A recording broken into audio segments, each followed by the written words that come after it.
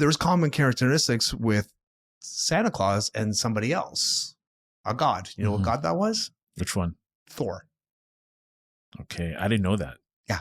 So this is where I found an issue with it, and this is when I started my Christian journey back in 2009. This is one of the documents I was reading, and it took me. It's a long document. Trust me. And this is what stood out to me.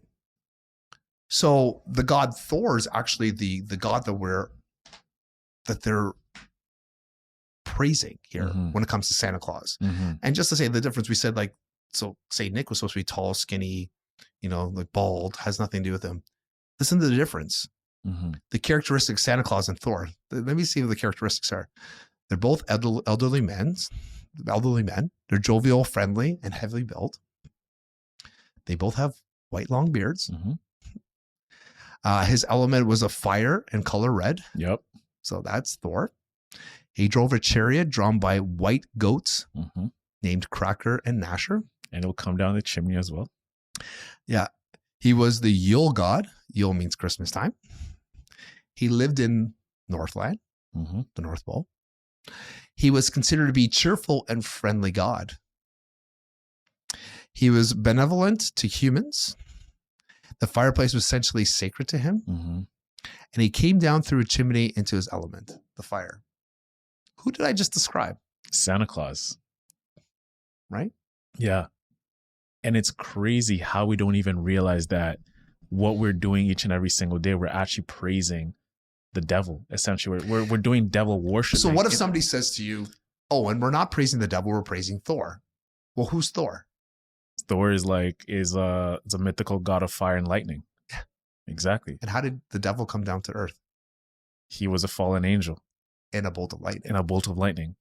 Thor is lightning. Thor is lightning. Lightning. Exactly. It means you thunder. It's easier to make a correlation to Satan as being Thor than it is to as Jesus Christ or something, like something like a Catholic or even Saint Nicholas, let me say, as being Thor.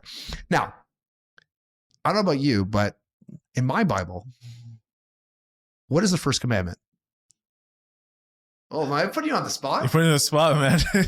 First commandment. And why is this important? So first off, what did Jesus Christ say? I am the same yesterday, today, and forever. My favorite quote, right? That's my favorite quote. He goes, and I did not come here to destroy the law, but to fulfill. Right, Isaac? Yes. Yeah. So Jesus didn't come here to destroy law. What is God's law? The 10 Commandments. I'm going to fill in there. The first commandment. Isaac, can you say, do you remember the first commandment? What's the first commandment? No. Thou shalt. Thank you. What is it? Thou shalt love the Lord thy God with all thy heart and with all thy soul and with all thy mind. This is the first and great commandment. Yeah. And thou shalt not have any other gods but him. By him. Damn. If you keep reading that. So Santa Claus is the same as Thor. What's the big difference here? What's the big deal? So we pray to Thor. He just said right there. You're praying to another God. Even if the God is benevolent, our God is a jealous God. There's only one. So if you're not with him, you're against him. Yeah. What did Jesus Christ say? The only way to God is through him. The only pray to him. You can't pray to Buddha. You can't pray to Allah. You can't pray to Thor, Mary, Isis, Set, Horus. I don't give a shit what God you're praying to. Your salvation is not going to be merited by praying to other gods. God says there's one God, and I'm the only one you pray to. So by praying to Santa Claus, by doing the same things you're doing with Santa Claus, who are you praying to? Are you praying to Jesus Christ? No, you're not. Who are you praying to? You're praying to Santa Claus. Praying to Santa Claus. And who is Santa Claus' representation of considering all this stuff too, according to this document? Satan. Thor, which is also a form of Satan. Satan, exactly. So Satan has been, he's masqueraded. So it's either you're with us or against us mentality. God says pretty simple. You're with us or against us. Now, people say, Dave, you're full of shit.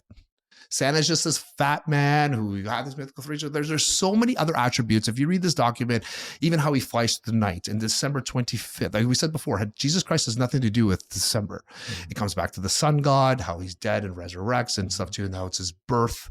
That's all about, if you read about the sun god, December the solstice is always about December 25th. And that time of year used to be, oh my, debauchery.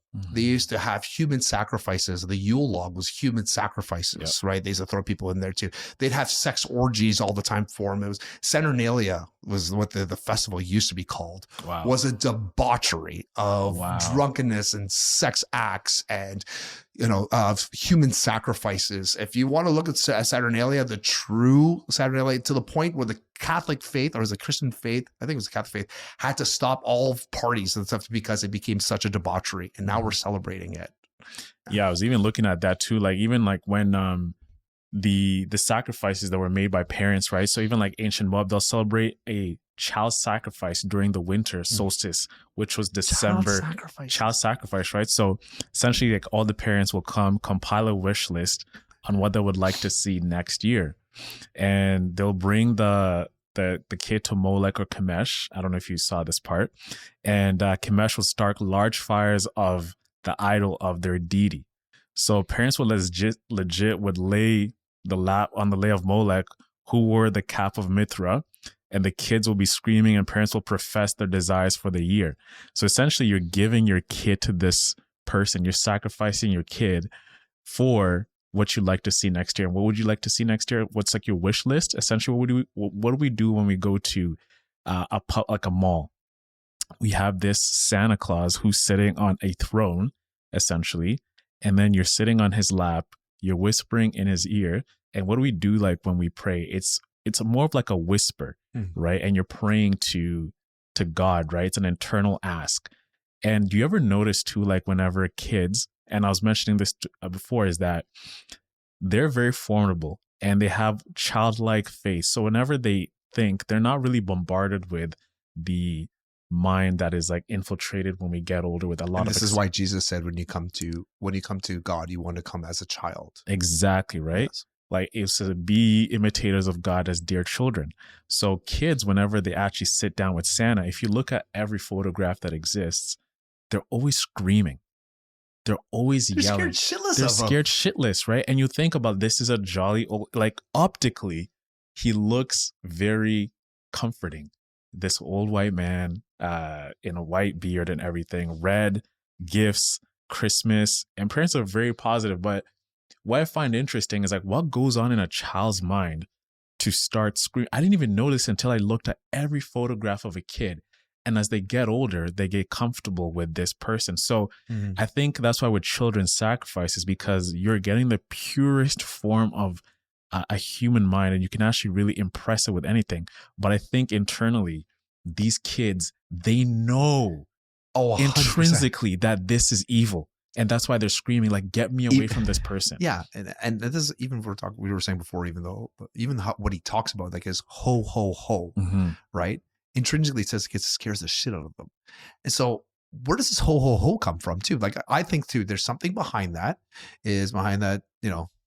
what do you think, Isaac? You just look at me, are you listening? Like, what do you think?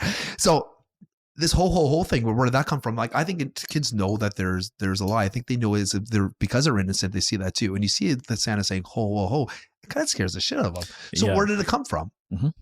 And I was like, part of this article talks about too, and it says most people have no idea where it came from or its importance, right? And then so I'm going to read a snippet. This is not me.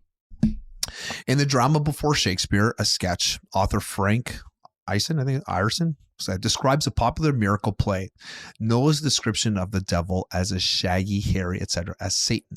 And notice the devil's trademark exclamation for entering was ho, ho, ho.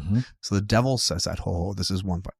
Besides the allegorical personages, there were two standing characters very prominent in moral plays, the devil and vice.